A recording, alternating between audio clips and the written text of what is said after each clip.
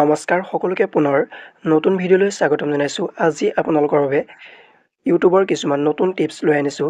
সেই টিপছসমূহ কেনেদৰে আপোনালোকে ব্যৱহাৰ কৰিব পাৰিব আৰু কেনেদৰে আপোনালোকৰ নিজৰ ইউটিউব চেনেলটো গ্ৰ' কৰিব পাৰিব সকলোখিনি মই প্ৰচেছ দেখুৱাই যাম। তাৰ বাবে ভিডিঅ'টো স্কিপ নকৰাকৈ প্ৰথমৰ পৰা শেষলৈ চাই থাকিব আৰু যদি ভিডিঅ'টো চাই ভাল লাগে প্লিজ লাইক এণ্ড ছাবস্ক্ৰাইব কৰি দিব যাতে এনেধৰণৰ ভিডিঅ'সমূহ সকলোতকৈ প্ৰথমতে পায়। ব'লক ভিডিঅ'টো আৰম্ভ কৰোঁ।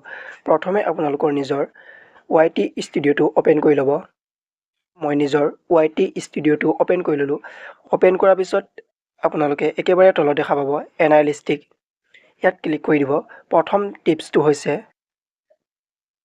ক্লিক কৰাৰ পিছত আপোনালোকে এটা অপশ্যন দেখা পাব ইনস্পাইৰেশ্যন।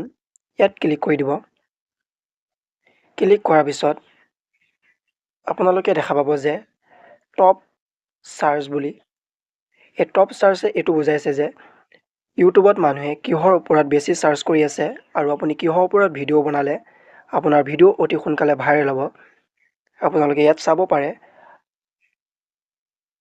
কি ভিডিঅ' এৰিলে আপোনাৰ ভিডিঅ' সোনকালে ভাইৰেল হ'ব। এতিয়া ইয়াত মোৰ দেখুৱাই আছে BA first semester Assamese question paper. যিহেতু মই এডুকেশ্যনৰ ওপৰত ভিডিঅ' বনাওঁ সেইবাবে মোৰ এডুকেশ্যনৰ ওপৰত ভিডিঅ' দেখুৱাই আছে যাতে মই এইকেইটা ভিডিঅ' এৰিলে মোৰ ভিউজ বাঢ়িব আৰু শ্বৰ্ট ভিডিঅ' কি এৰিলে আপোনাৰ ভিউজ বাঢ়িব সেইখিনি তলত দেখুৱাব। কণ্টেণ্ট গেপছ ফৰ শ্বৰ্টছ দেখিছে।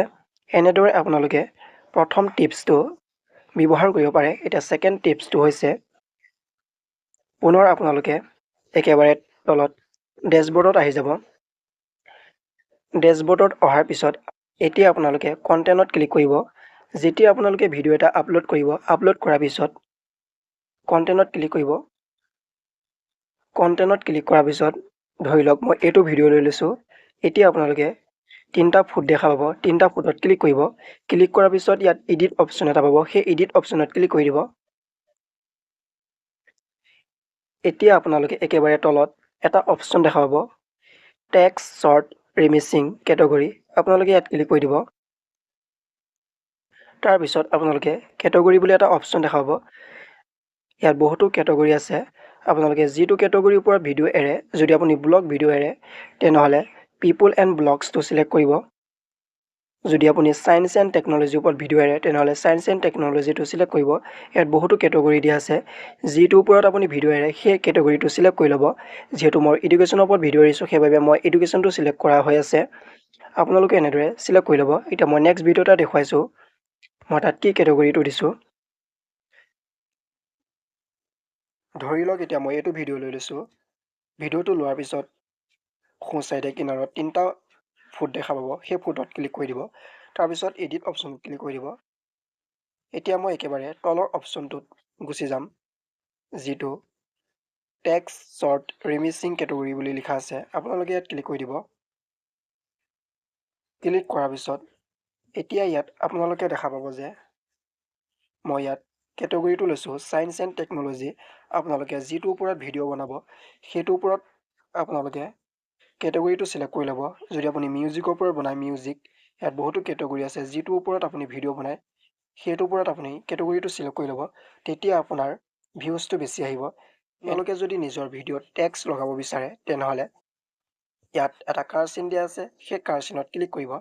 ক্লিক কৰাৰ পিছত এনেদৰে টেক্সট বুলি এটা অপশ্যন আহি যাব এড টেক্সট বুলি। এতিয়া আপোনালোকে ইয়াত ক্লিক কৰি দিব। ক্লিক কৰাৰ পিছত আপুনি ভিডিঅ'টো যিহৰ ওপৰত বনাইছে তাৰ ওপৰত লিখি দিব। যেনে মই ইয়াত এটা টেক্সট লগাই দিছোঁ আপোনালোকৰ সন্মুখত। ইয়াত ক্লিক কৰি দিব। ক্লিক কৰাৰ পিছত সকলোখিনি টেক্সট বহোৱাৰ পিছত পুনৰ আপোনালোকে একেবাৰে ওপৰত বেক কৰি দিব। বেক কৰাৰ পিছত আপোনালোকে একেবাৰে ওপৰত ছেভ বুলি এটা অপশ্যন পাব। সেই ছেভত ক্লিক কৰি দিব। ছেভত ক্লিক কৰাৰ পিছত আপোনাৰ যিটো ভিডিঅ' সেই ভিডিঅ'ত অলৰেডি টেক্সট লাগি যাব। এনেদৰে আপোনালোকে নিজৰ ভিডিঅ'ত টেক্সটসমূহ লগাব পাৰে। এনেদৰে আপোনালোকে মই দেখুওৱা ধৰণে আপোনালোকে এই তিনিটা টিপছ পালন কৰিলে আপোনালোকৰ ইউটিউবত নিশ্চয় ভিউজ আহিব আৰু ছাবস্ক্ৰাইব বাঢ়িব। আশা কৰোঁ সকলোৱে ভিডিঅ'টো চাই ভাল পালে আৰু যিসকলে মোৰ ভিডিঅ' প্ৰথমবাৰ চাই আছিলে প্লিজ লাইক এণ্ড ছাবস্ক্ৰাইব কৰি দিব যাতে এনেধৰণৰ ইম্পৰ্টেণ্ট ভিডিঅ' সকলোতকৈ প্ৰথমতে পায়। আজিলৈ বাই বাই। নেক্সট ভিডিঅ'ত পুনৰ লগ পাম। জয় আই অসম।